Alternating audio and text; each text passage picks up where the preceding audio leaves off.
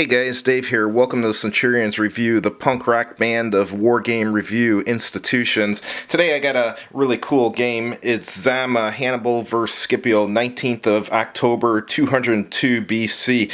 What is really interesting about the date is I am getting married on the 19th of October, 2019, so it'll be the anniversary of the Battle of Zama, so that's awesome.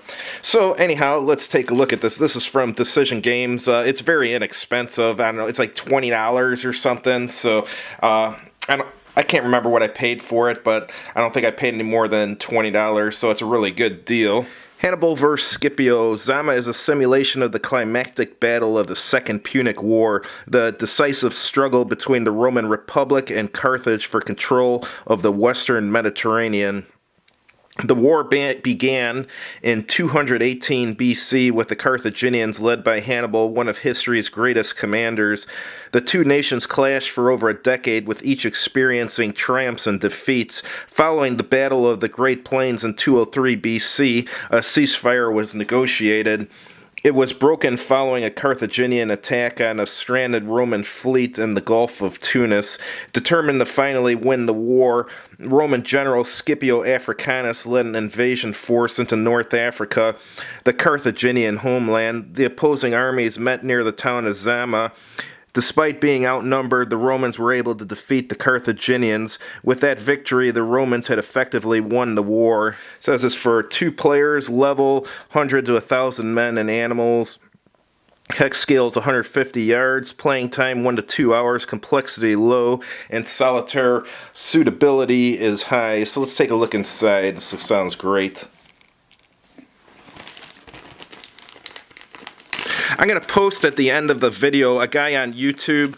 He does like computer, I would call them computer generated simulations of battles on YouTube. He has one for Zama. It's really cool, so you can see how the battle played out in real life. I think you guys will enjoy it. It's just like a 5 or 10 minute video, but he does a really nice job.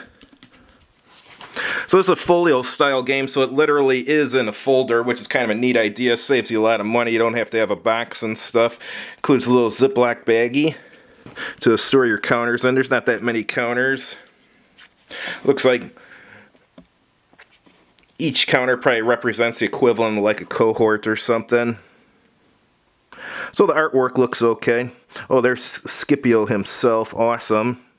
Is there a Hannibal counter? Yes, there is, right there.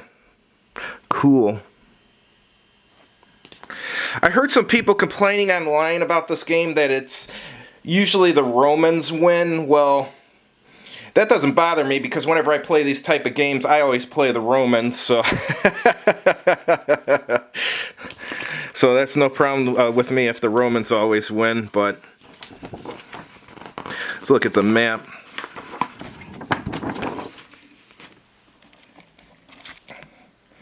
Alright, near the top, we have a terrain effects chart, and then there's a game turn record track. Terrain key up here. And here's the odds ratio. I guess that's a combat results table, I would assume. And let me turn this on the side here. And there's a separate table for missile fire, and a rally chart, and a demoralization and disintegration table. So it's kind of like a morale table and what happens when you're demoralized. Now let's take a look at the map itself. Back then, they like to pick open fields or open desert areas to fight, and it looks like that's what they did here. And it looks like it shows where the startup positions is for all the Roman and Carthaginian units, so that's nice. Help you set up quickly. So let's take a look at the rule book now and see what this game's all about.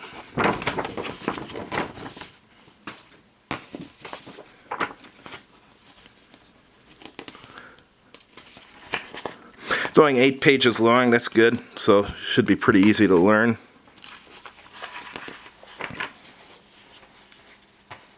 So it starts out talking about the game equipment, and now it's going to a section about setting up.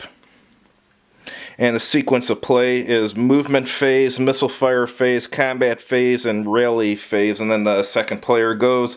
And there's a game turn record interface where you just advancing the game turn marker. So it goes into more detail then about movement, effects of terrain on movement, zones of control,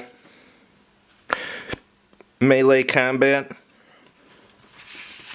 multiple unit and multiple hex combat, effects of terrain again. I would assume that's effects of terrain on combat.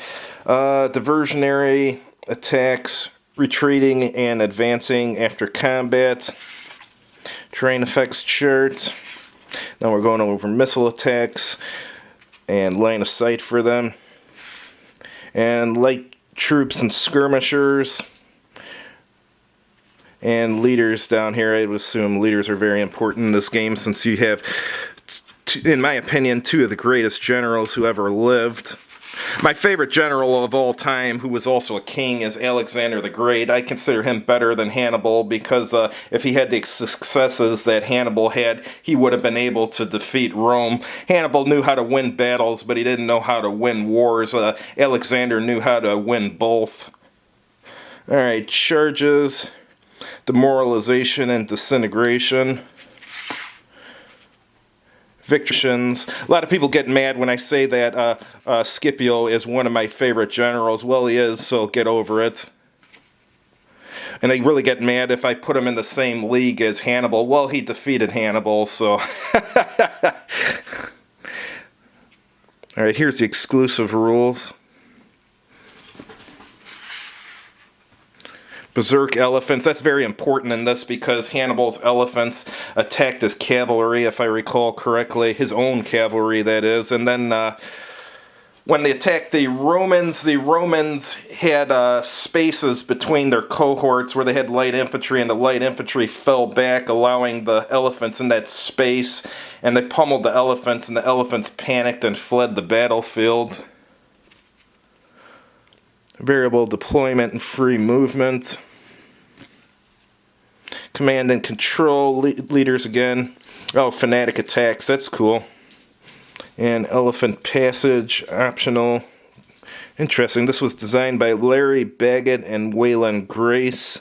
Joe Miranda and Christopher Cummins were the developers and playtesters, so very nice. Yeah, I definitely look forward to trying this, and I'll let you guys know how it is. Thanks for watching, and if you liked the video, please click like on it, and if you haven't done so already, please subscribe to this channel, and as always, have a good evening.